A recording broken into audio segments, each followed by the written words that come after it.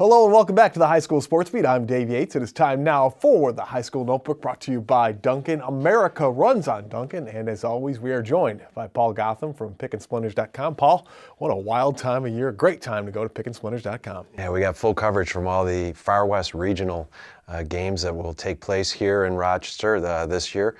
Last year, we had 3 of our teams advance to Binghamton. Hopefully, we can get at least that. If not, 4 or 5 go to the state Final Four. We'll have full coverage for everybody on the site. Well, Paul, before we get to the Far West Regionals, we've got to talk about the sectional finals that just wrapped up. And one of the teams that kind of was under the radar throughout most of the season, that would be that other Pittsford team, Sutherland. Talk about catching your stride at the right time. John Nally's Pittsford Sutherland Knights.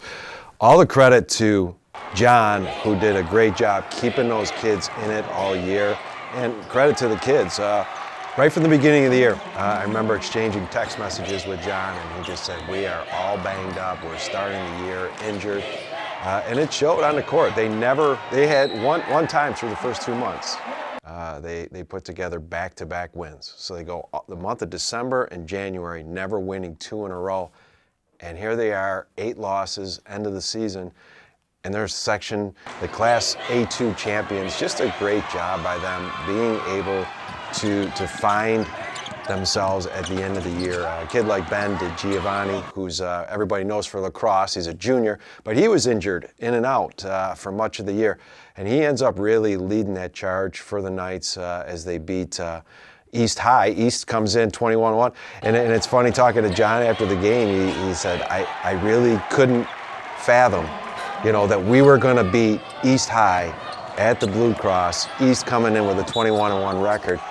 But then Kevin Ryan is all-county center, who 1,000-point scorer, said after the game, Coach Nally did this. Coach Nally came up with a game plan for us, and he hammered it home every day this week, and he made sure that we were ready for this game. So it's kind of like John couldn't picture themselves winning, but he prepared himself and prepared his team.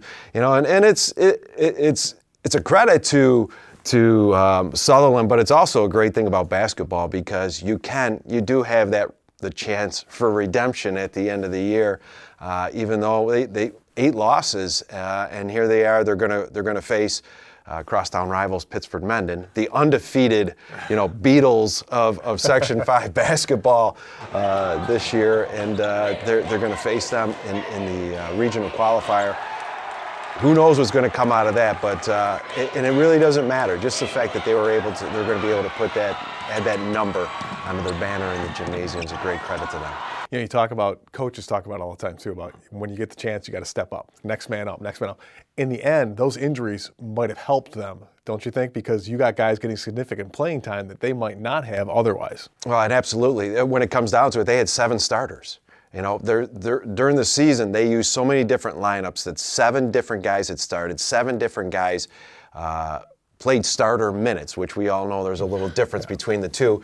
And so because of that, he said, we had to play Northeast Douglas in the quarterfinals in the sectionals. Northeast Douglas is a guard-oriented team, and we had enough guards to play them. Next round, we had to play Wilson.